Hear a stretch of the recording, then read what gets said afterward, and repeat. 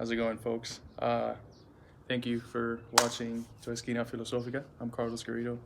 I really hate intros.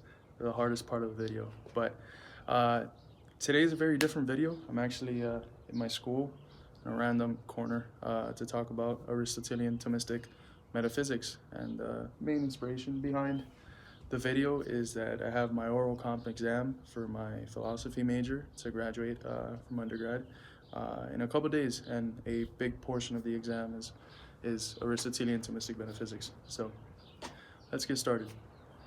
I think the best way to understand Aristotelian-Thomistic metaphysics is through the six co-principles and their relation to the two other co-principles. What are the six co-principles? Well, they're existence and essence, substance and accident, and form and matter. I keep looking over there because I don't know if people are walking by, and I'm gonna look pretty foolish just with a camera on my face and talking, but yeah. And how they relate to act and potency, and that last part of the relation to act and potency is the input that St. Thomas Aquinas adds on Aristotle, and it's essentially a synthesis between the structure of the Neoplatonists and the Aristotelian co-principles that I just previously mentioned. So what is existence? Existence just is. It's being. Existence is active, and linguistically it's a copula. When I say this is a building, the is what adds the existential import to whatever I predicate about the subject. So existence is pure actuality. So that's the first relation between the first co-principles to act and potency. Then essence. What is essence? Essence is what limits existence to a certain type of thing. So me as a Carlos, as a human, better yet said, I have the potentialities of a human being, which means that I can probably lift 200 pounds, but I can't lift an elephant. What potentiality is the limitations that make a certain thing the type of thing it is. It's more so a negative concept than a positive one, and that's the relation to essence. A good example from painting is subtractive painting, where the colors are based on how many things you remove from the white, and the white is essentially all colors. So existence it's pure, it's just pure act. What essence does is that it limits things. I think that might be a hawk, but what essence does is that it limits things into this specific thing, and that process of limitation is how the specific thing is defined. So I'm defined as a human by certain characteristics upon which Aristotle would say is the soul that I have, which is the rational soul. But then I also have the nutritive soul of the plants and the sensitive soul of the animals. So essence is in relation to existence what potency is to act. Then we have substance and accident, and substance works as in two ways. It works as the unifying principle which makes the thing the type of thing it is. So consider it a story. So me as a substance of a human, but specifically as the singularity of being Carlos Garrido, my substance is my story. It's what had remained the same since I was a baby to where I am now.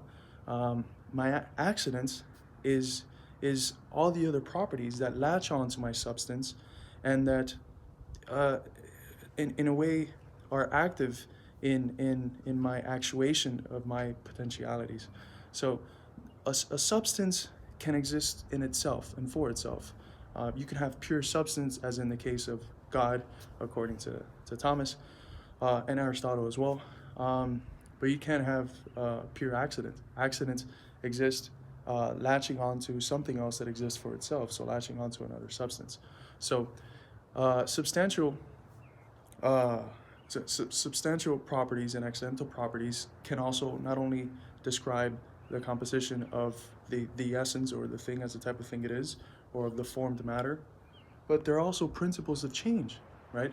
And what Aristotle saw is that change has two fundamental core principles, which is a process and permanence, right? So in change, there's obviously a process. There's something that becomes different. There's movement, but then there's also something that stays the same, and that's how we can recognize change. If something didn't stay the same, we wouldn't be able to recognize it as change. Oh, I keep getting scared there's someone's gonna pass by and be like, ah, you weirdo. But in a sense, these two principles work as a way to help us understand change. So accidental change, which is the change that takes place when the substance or the type of thing remains the same, is a change where the accidental properties are the ones that fluctuate or change, or even the substance changes as well, but it's not a change into another type of substance. It remains the same. So for example, me growing up, I have gotten taller, I've gained some weight, or I've learned more, whatever the case may be, but all these attributes constitute an accidental change because at the end of the day, I'm still Carlos. I'm still the same substance from the start. Now, if I were to die, God forbid, knock on, not wood, on cement or whatever, brick, but if I were to die, then that would constitute a substantial change because I have now become something else. I am no longer a human substance. I am no longer specifically Carlos. Now I am just a formed matter in a way that constitutes a different sort of thing. I am a different thing. So what stays here? What's the permanence when one dies or when you burn wood or whatever the case may be? The permanence is the concept of prime matter, which is matter that is determinable, it's moldable, it's boundless, it's unlimited quantitatively and only becomes limited qualitatively by form, right? So if I die, the form that I take, that becomes the new type of thing, and what remains is my prime matter, the matter that does the thing that the structure structures, or the form structures, right? And then we have the concepts of form and matter, which I've been hinting at this whole time. The form, of course, is pure actuality. Just to go back, substance then is the limiting potential, and as the limiting category which establishes the potential, it is then potentiality. It is connected to potentiality. And accidents, given that they are not in a sense limiting, they constitute pure actuality.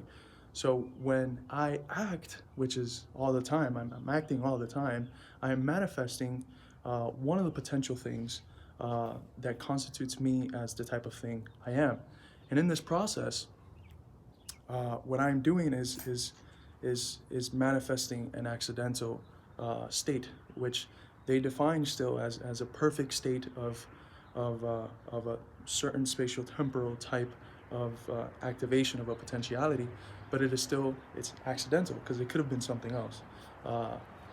So here again, substance is to accident what potential is to actuality. So now in terms of form and matter, matter is, you can think of it as a structure.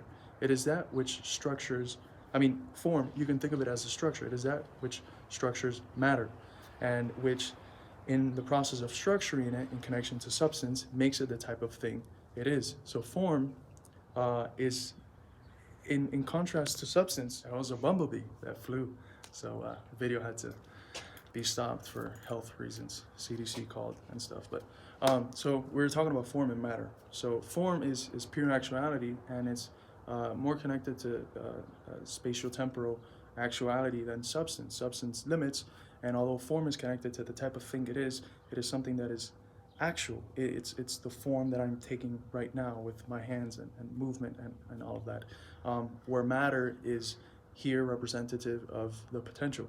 So here, form is to matter what act is to potency. So with these 6 categories and how they relate to act and potency is where we have the basis of Aristotelian-Thomistic metaphysics. Now, in the process of explaining a specific event, that's where the four causes come in, which again, we can connect to these other principles. What are the four causes? Well, one of them is a material cause, which is, again, what is the thing that it's, what is the thing that this type of thing is composed of, right? So this building is made of bricks, right? Jesus, there's so many flying things around me. So if I have a wooden table in front of me, the material cause is wood, right? And wood, in a sense, there would act as a potentiality. And then when it is shaped into the type of thing it is, when it receives a form, now that form is the active agent of establishing the boundaries of the wood. It makes it into the type of thing it is, so into a table. So the formal cause is connected to what is this thing that has received form, right? Then we have the efficient cause, which can be thought of as the agent which leads to this, because nothing really happens from itself. You can't start moving from your own, and you can't have a cause without an effect. And the cause is never really within the effect. The cause is always in another, and this is considered the principle of sufficient reason, which is that nothing is self-caused except for God. The cause of a given state is always determined by something previous. So what determines this formed matter that we have here is the person who led to the thing, whether conscious or unconscious, that led to this given state. So if we're talking about a table, right, the form is the form of the table, the matter is the wood, the efficient cause is the carpenter or whatever that made the table, right? Now, in connection to the efficient cause, the agent actively that caused the formed matter we are analyzing, that agent inputs a teleological end or a final cause upon the thing, whether conscious or unconscious, which is for the sake of what is this thing there? What is the goal of it? So if we're talking about a table, then of course the goal of it is to have, to be able to put stuff on it, or if it has a cabinet, to put stuff in it. So then again, we have the establishing of potentialities of different states which could be actuated, which are determined either consciously or unconsciously by this efficient cause, and which are structured within the formation of matter. So again, I'm not a Thomistic or Aristotelian scholar, but this is a general idea of Aristotelian-Thomistic metaphysics. If you're watching this video, I really hope this helped in some way, and wish me luck for the exam. Thank you, and see you next video.